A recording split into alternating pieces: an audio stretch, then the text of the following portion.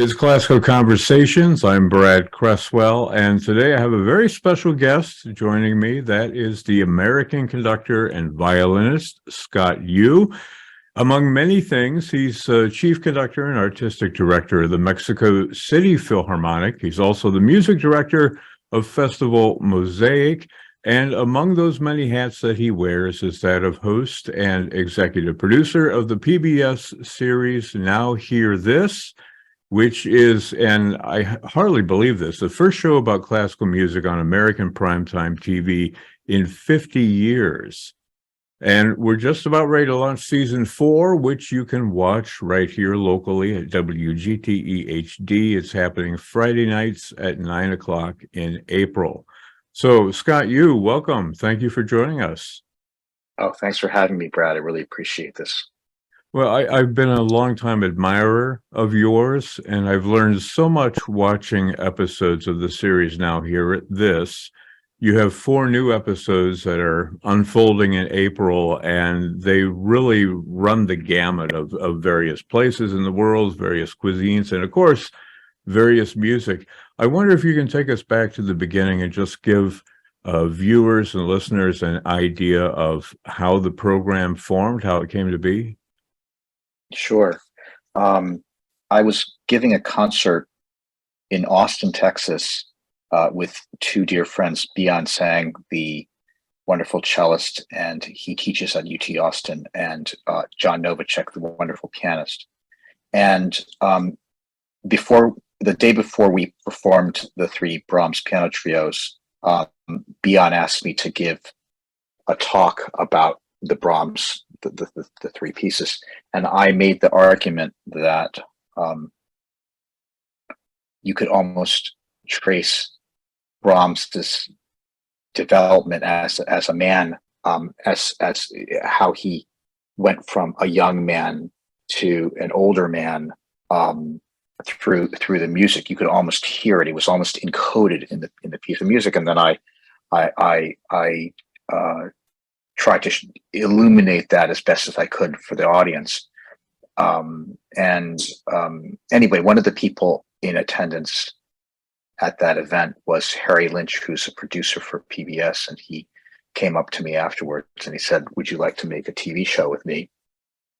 And I actually wasn't even sure if he was being serious, but less than a year later, we were filming the pilot episode about Vivaldi in Milan. And then about a year after that, PBS said we're going to run it on prime time. So, everything kind of moved very quickly after that.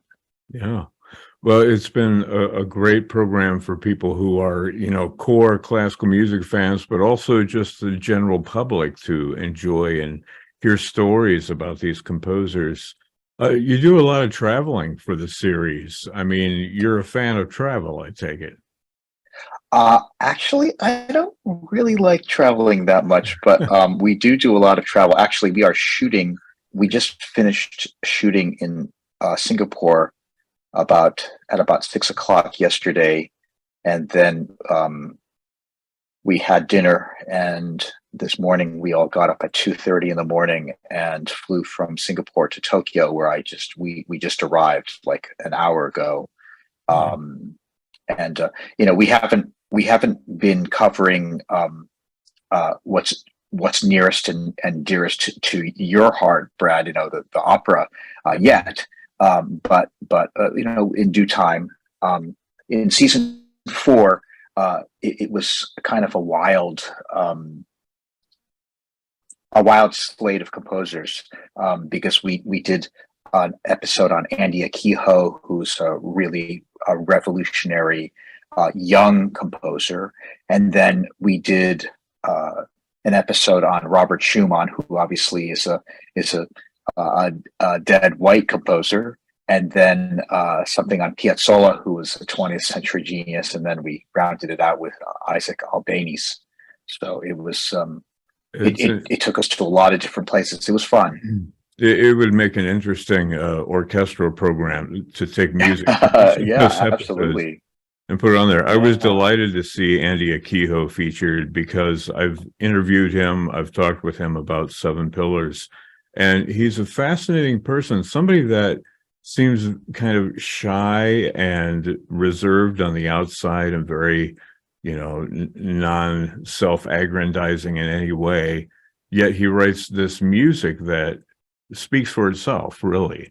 I mean, what can you say about Andy Akiho? Was that music that you knew already, or how did you come to feature him in the show? I several of my friends have commissioned pieces by Andy Akiho, and so I already knew about him. I hadn't played any of his music until we filmed the episode. But Brad, I think your comments are really hitting the nail right on the head. Andy is really the opposite of a self-promoter.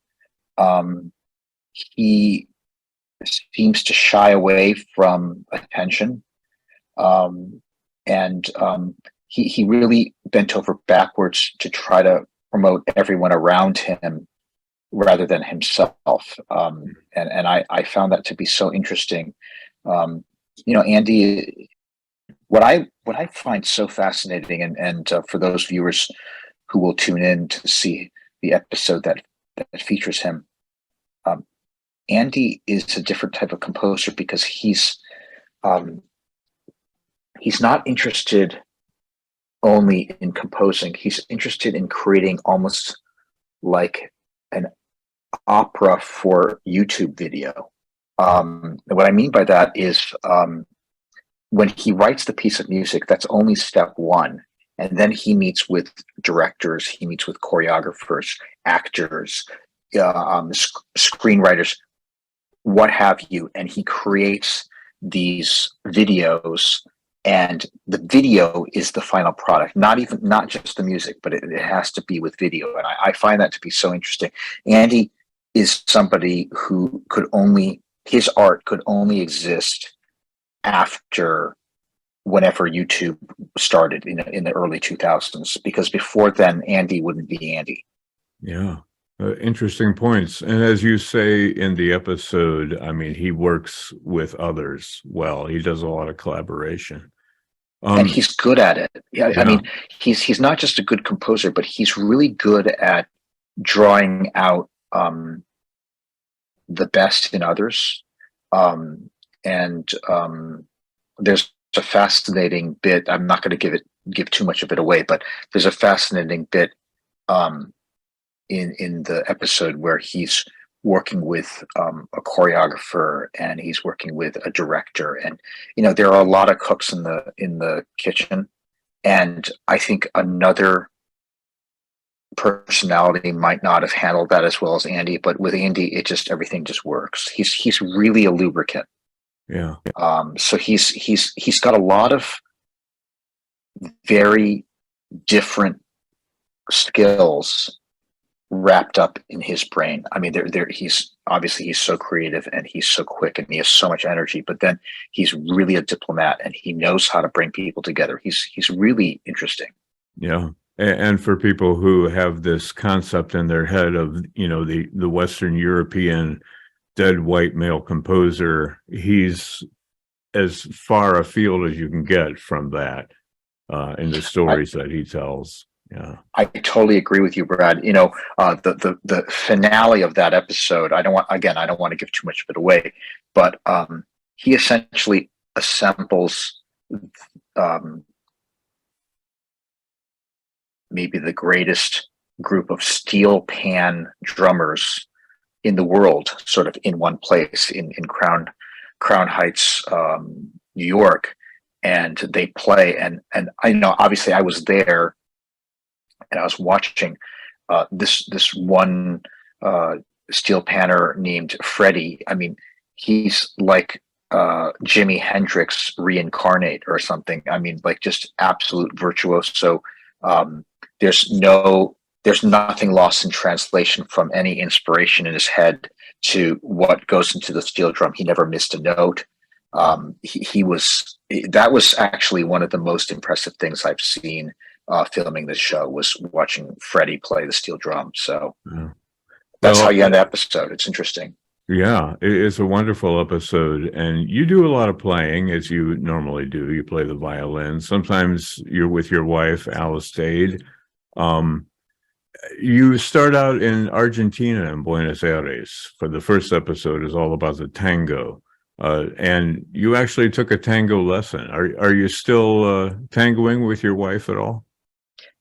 We are not tangoing at the moment, but it was very inspiring to sit next to, from what people have told me, these are two of the most esteemed tango dancers in the world right now. And it was a little bit absurd that they were teaching my wife and I how to dance tango. But then to see them do it again in the flesh, that's, I mean, it's really hard to believe that there are people who actually can move like that. Yeah, yeah. It's Well, having something seen else. it, I totally get what you're saying. Yeah. Are Um, you, Brad? Are you a tango dancer? no, I have, like you, I took tango lessons when I was singing in Buenos Aires many years ago, Really? and that was the extent of it. So, Oh, not wow. not much of a That's dancer cool. these days. But now you also tell great stories throughout these episodes, and I wasn't really familiar with Piazzolla's kind of fraught relationship with the genre of the tango throughout. And it's interesting the way that you tell that story. We always discover something new. Was there anything that you have learned in this season or that you didn't know before? Well, again, without giving away too much, uh, about 2/3 of the way into the episode, one of my good friends, he's actually one of the trumpet players of the Mexico City Philharmonic, Eugenio Elias.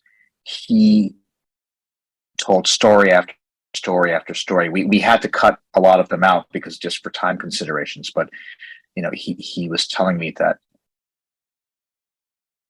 Piazzolla was such a divisive figure in tango that there were people throwing gasoline at him.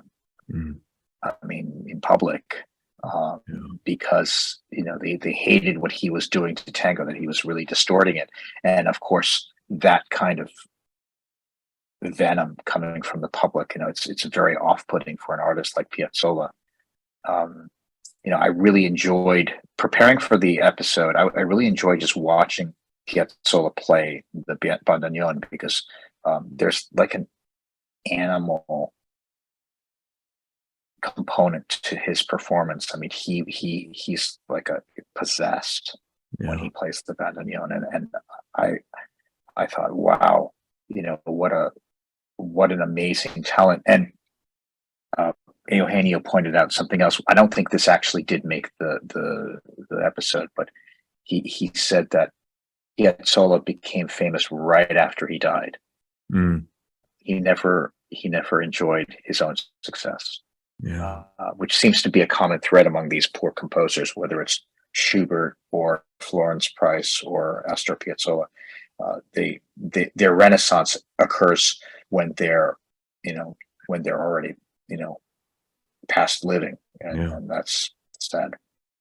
But the stories that you tell are important and need to be heard. And even Robert Schumann, you take an interesting tack with examining the relationship between genius and madness. I mean, there's a fine line there sometimes.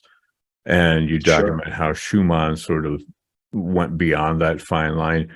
You have this remarkable psychologist who is in that episode, Richard Koken, Dr. Richard Koken, who is also a pianist, I take it, and is sort of a Schumann expert. I mean, he tells a lot of interesting things about the music and the man.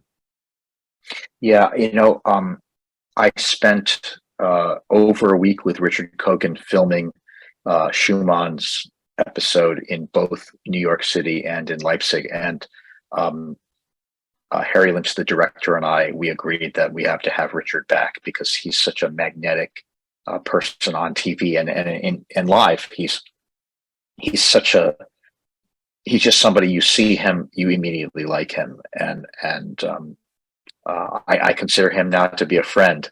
Um, Richard is a specialist and an expert on mental.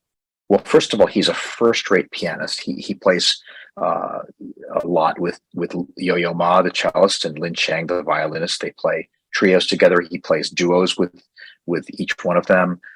So he's really a first-rate concert pianist. But because he's a practicing psychiatrist, he's specialized in the lives of those composers who have had mental health issues. Rachmaninoff, Schumann. He's an expert on Chopin. To watch Richard illuminate Schumann's struggles with bipolar disorder through the piece Carnival, that was really riveting for me, and just to see how he could sort of effortlessly go from the keyboard to describing what was happening in Schumann's life back to the keyboard and the fictional characters in Schumann's mind. That was pretty unforgettable. Yeah. Let me ask you this, and just because it's one of those questions that naturally proceeds from having watched your show all these years, you spend a lot of time in restaurants, in bars, you sample cuisine from the local community or what have you. I wonder if you have a favorite cuisine that struck you during the making of this particular season 4. Oh, that's a tough one, because each episode featured fantastic food. In Buenos Aires, I think the camera shows me eating Argentinian steak. I think they call it bife de chorizo, and we also had these incredible. They're pumpkins, but they're not pumpkins that we have in the States for Halloween. They're smaller and they're very sweet.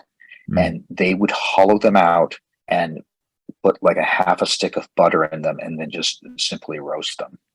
And it was like the greatest sweet potato, mashed sweet potatoes that you've ever had. It was that was the taste. In the Albanese episode, for example, I think we were going from restaurant to restaurant. You know, Albanese in some ways was the greatest composer that Now Hear This could ever ask for, because his whole life was travel. He would go to Sevilla, he would find an apartment, he would settle down, absorb the culture, and then he'd write a piece of music and he'd call it Sevilla. And then he'd go to Cadiz and he would absorb the culture and get to know people. And then he'd write a piece of music and he'd call it Cadiz, and so forth and so on, Mallorca. And so by tracing these people's travels, you have to see what they saw. You have to visit where they visited. You have to eat what they ate, and of course, that's a really fun thing to do. I think that we do so much food because it allows us to tell the story of these composers in the present tense, rather than looking at old photographs of these composers. Their lives and their experiences live on through the food that we still continue to eat today. They live on through the places that we continue to visit today. And I think that's the point. Their lives, even though Schumann has been dead for over 150 years, it doesn't matter, because his life story, what he went through, what he ate, where he went, those places still live on today. I think that's the point we try to make. The powerful thing about this show and about these stories is that life, even though we have the internet and they didn't. And we have electricity and they didn't. And we have AI now and they didn't. The stories that we tell today about people who are living in this and their stories, they're similar stories. Right. The human experience essentially hasn't really changed all that much. And so their art and what it describes still applies to us in 2023. Absolutely. Without any exaggeration, they are contemporary stories. Yeah. So the final episode in this new season is a trip around Spain. You go with guitarist Manuel Barrueco and various other musicians. We hear lots of different styles, etc. And I wanted to ask you at the very end of the episode, without any spoilers here, you tease a little bit about the possibility of your own composing. Is that something you're interested in, that you want to keep doing? I was actually commissioned to write a piano quartet, and I'm writing it right now. And the reason we're in Tokyo right now is the film crew is following me around as I try to collect inspiration to climb this, Kilimanjaro, which is to try to write a 25, 30-minute long piece. I've never done something on this scale before. And so you need plenty of ideas because I'm not Dvorak. I just don't have those melodies flowing out of my pen. But where this has to do with the Albanese episode is that about 2/3 of the way into the episode, there is a scene where the viewer sees a flamenco dancer and a flamenco singer and guitarist, and these three people are it's just three of them. It feels like there are 300 of them, and the guitarist plays these just crazy chords, and it's just wild, and it sounds like it could be 300 years old, or it sounds like it could have been written today. And that became such an earworm for me. And it just went through my head over and over and over and over and over for weeks. And I finally had to just write it down. And I'll probably base the scherzo movement of my new piece on that melody, because it just was so wild and so spicy. I'd never heard anything like it before or since. Yeah. Well, we look forward to your compositions in the future. Scott Yoo, a wonderful conductor, also a star violinist. He is our tour guide for Now Hear This. That's airing on PBS's Great Performances. You can watch it locally here on WGTE HD Friday nights at 9:00 p.m. in April. You can also learn more and watch trailers for the season at nowhearthis.org. Scott Yoo, congratulations on a wonderful season. It's been a real pleasure and honor to speak with you today. And thanks for making time. It's a total honor for me to get to speak with you. I do mean that. It's a real honor to get to be on the air with you, and thanks for all that you do thanks for all the performances you've given in your life, and thanks for all that you do for the art form. We need, if we had more of you, then we would be okay. But unfortunately, there's only one, so we'll take what we can get. Well, thank you. You're very generous.